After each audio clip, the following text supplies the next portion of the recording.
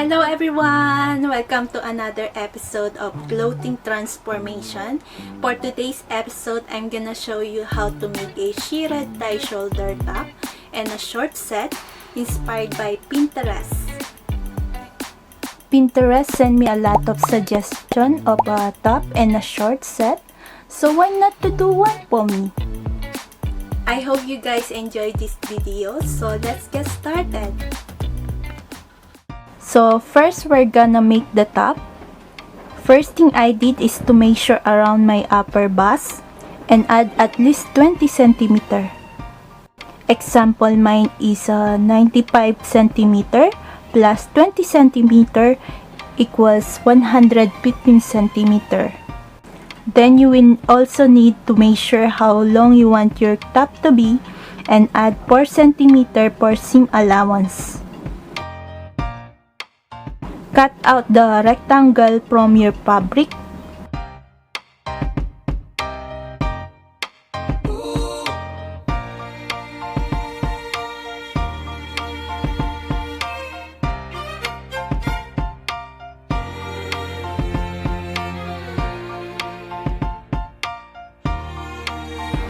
Next, we're going to hem the raw edges of the top and bottom of our rectangle by folding them twice, pin and sew them with stretch stitch.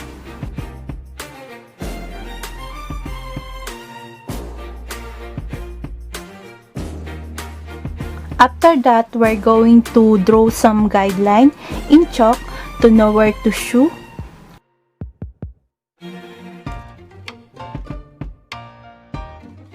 For shearing, you need to wind the bobbin with elastic thread.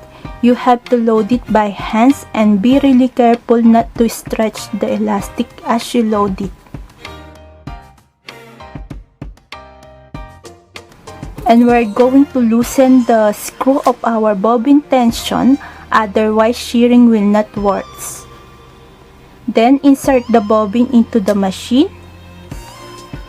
Now we can start sewing using stretch stitch. You should already start to see the gathers forming. Continue sewing until your desired length of your smoothed effect. Put the right sides facing together and sew the rectangle close using stretch stitch.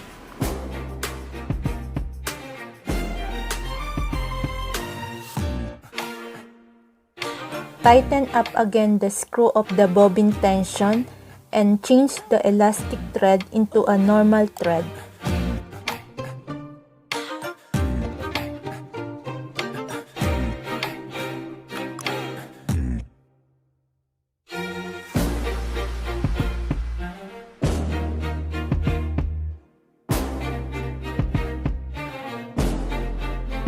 Then we're going to trim off the extra elastic and sew it again using zigzag or double overlock stitch for the clean finish.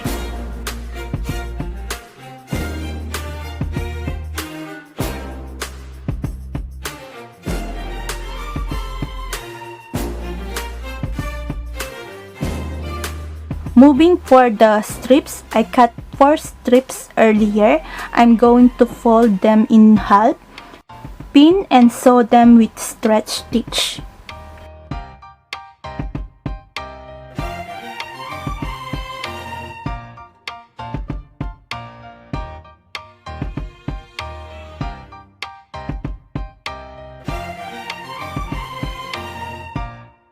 Now using a chopstick or any stick you have at home, we're going to turn them right side out.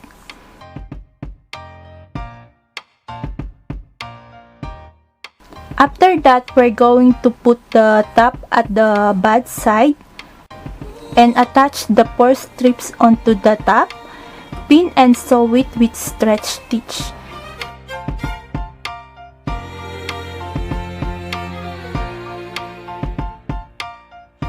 And I finished the top.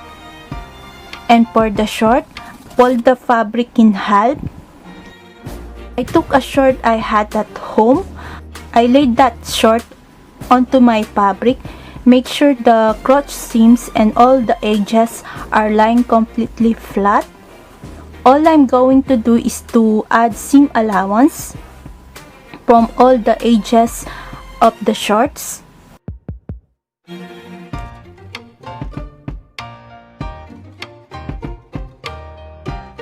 Now we're going to cut the drawing line.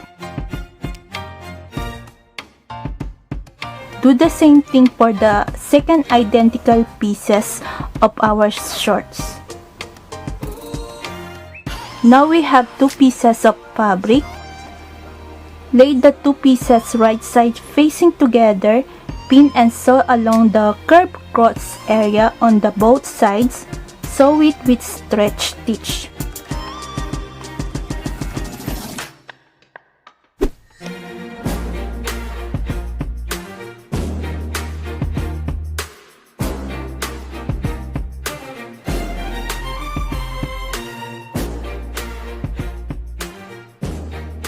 And then zigzag or double overlock stitch for the clean finish. Grab the fabric in the center and rotate it. Match up and pin the inner leg seam close. Sew it with stretch stitch.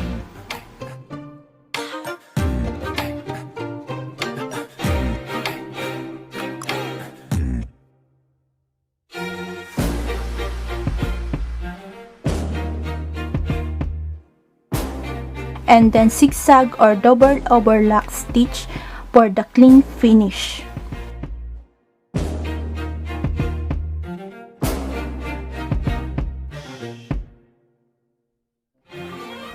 Next, we're going to hem the leg holes by folding them twice, pin and sew them with stretch stitch.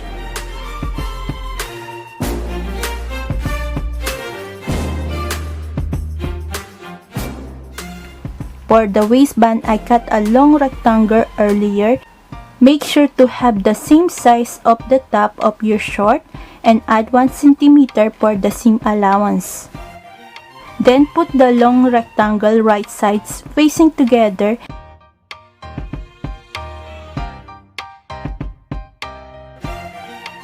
and attach the sides. Sew it with stretch stitch.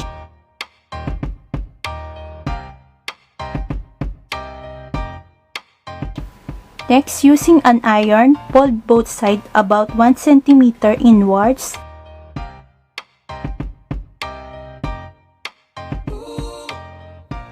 Then fold the fabric again.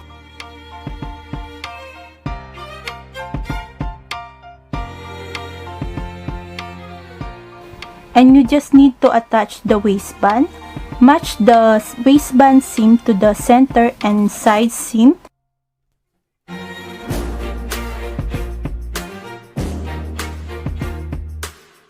And pin all around. Sew it with stretch stitch.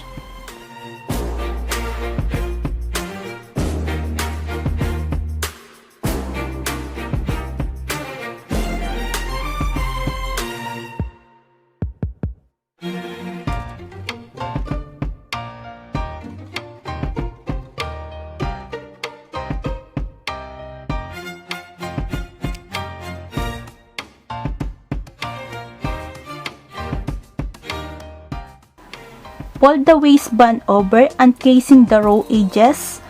Stitch all the way around, but leave a gap for the casing of the elastic to go through.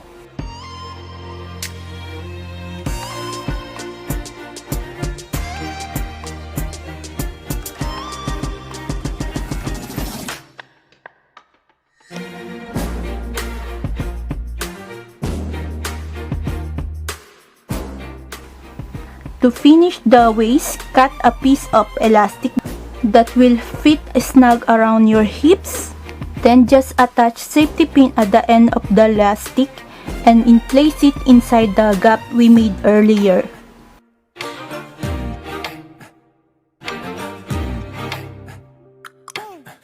One is all free, just lay down the two ends on the top of each other and sew them into the place.